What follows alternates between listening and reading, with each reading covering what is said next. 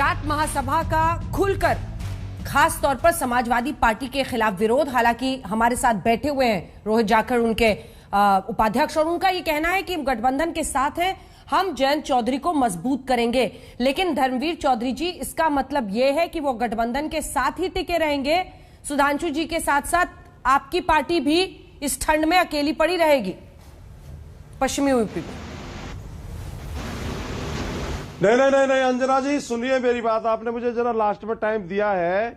मैं इन दोनों पार्टियों की पोल खोलता हूं, क्योंकि मैं खुद जाट कम्युनिटी से आता हूं और हमने हजारों मीटिंगें जाट आरक्षण पर और ऑल इंडिया जाट महासभा के बैनर पर की हुई हैं। मैं खुद ऑल इंडिया जाट महासभा का राष्ट्रीय महामंत्री हूं और खुद एक संगठन चलाता हूं जाटों के लिए।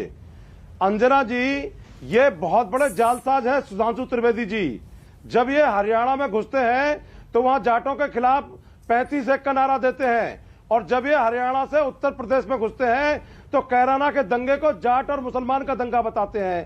तो अगर 100 कोबराओं का भी जहर कम पड़ जाए, उतना जहर सुधांशु त्रिवेदी के दिमाग के अंदर घुसा हुआ जाटों को लेकर के, और आरएसएस और बीजेपी के अंदर घुसा हुआ है। देश की पहली जाति ऐसी है जिसको जाट आरक्षण के नाम पर 70 सालों में जाट आरक्षण मिला समाज को, और सुधांशु त्रिवेदी जी की पार्टी ने सुप्रीम कोर्ट में कमजोर पैरवी के कारण 9 राज्यों के जाटों के आरक्षण को रद्द करा दिया। प्रधानमंत्री ने 26 मार्च 2015 में अपने निवास पर बुला करके कहा कि मैं आपको जाट आरक्षण दूंगा।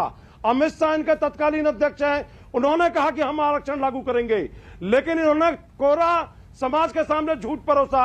ये बहुत बड़े दुश्मन है जाट समाज के।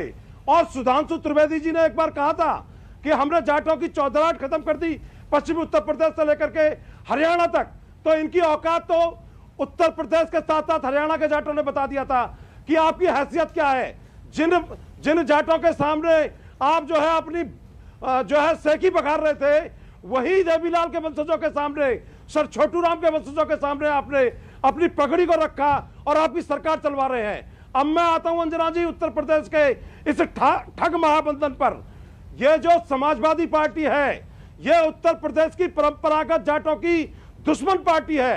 जब 1989 में मुलायम सिंह जी मुख्यमंत्री बने थे तो अजीत सिंह जी को हरा करके इन्होंने चुनाव कराया था मुलायम सिंह जी ने। तो यह जाट इस बात को भूले नहीं है। जाट रेजिमेंट में जब रक्षा मंत्री थे अजीत मुलायम सिंह जी, उन्होंने जाटों के कोटे को कम करा करके अदर बैकवर्ड को लिया था। आज जो यह गठबंधन हुआ है, मुजफ्फरनगर और मेरठ में एक भी सीट लोकदल के खाते में नहीं दी। यह जाट अपना सम्मान, स्वाभिमान, अपनी अस्मिता की लड़ाई लड़ रहा है। राजनीतिक तौर पर जाट हाशिए पर ढकेल दिए गए। सबसे ज्यादा जाटों ने बीजेपी को वोट दिया था, लेकिन आज जाट समाज अपने आप को ठगा हुआ महसूस कर रहा है।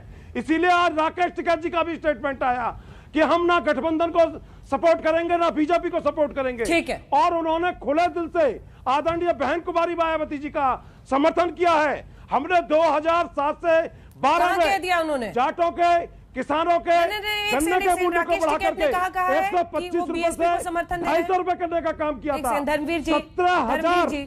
धर्मवीर जी, हाँ, जब वो ये राकेश टिकैत की बात आप ही बोल देंगे। अंजना जी, राकेश टिकैत जी ने कई बार अपने स्टेटमेंट में कहा है कि आदरणीय बहन कुमारी मायावती जी ने गन्ने के मूल्य को डबल करने का काम किया। अरे ऐसा तो पहले उन्होंने बहुत सारी बातें कही है। किसान आंदोलन के बाद पूरा मामला बदल गया। समर्थन नहीं कर रहे हैं, बीजेपी का समर्थन नहीं कर रहे हैं, तो वो शरद प्रधान जी जल्दी से कमेंट आपसे। ठीक है, साथ है राकेश टिकैत। ठीक है, मैं दावा के साथ कह सकता हूं। देखिए, आप लेट से आए, दुरुस्त आए, बहुत बोले, लंबा बोले, पूर्ण विराम दीजिए। बहुजन समाज पार्टी के इसके बाद आ रही सुरेंद्र जी फौरन आपके पास।